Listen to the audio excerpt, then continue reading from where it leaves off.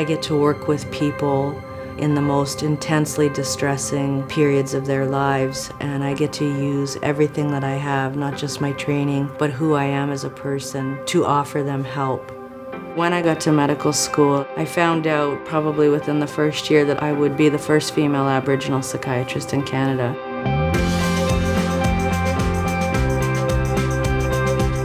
I work at the Centre for Addiction and Mental Health, where I practice as a psychiatrist. Psychiatry, I think, is a difficult discipline in the sense that I really believe that in order to make a difference for somebody, that you have to give at least something of yourself in that interaction.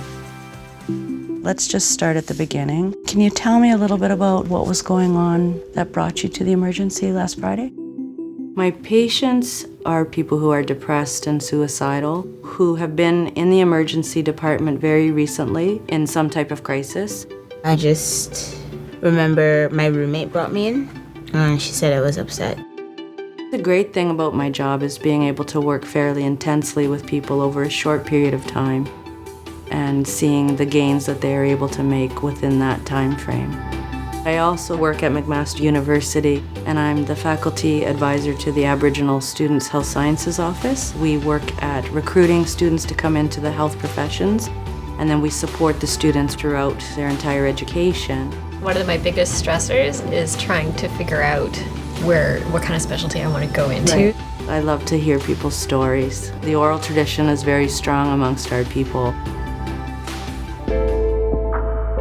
I'm a member of the Ojibwe Nation, and I am what would be considered a survivor of the 60s scoop, which was the whole endeavor to assimilate Indigenous people into the mainstream population. And I was taken from my family, and I went through the child protective system and was adopted by a non-Native family. So this is the official adoption certificate from August 1967, which would have made me about 3 years old. My parents were issued a receipt for $8 for adopting me. My original birth name is Alana Vera Green. My name was changed to Cornelia Wieman after I was adopted.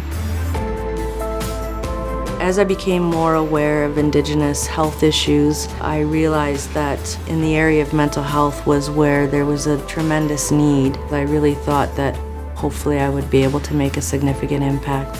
Now I meet young people in different Indigenous communities across the country, and they go, I didn't even know our people could be physicians. Having someone as an example that's walked that path before you makes a huge difference, and with their support and guidance, you will succeed.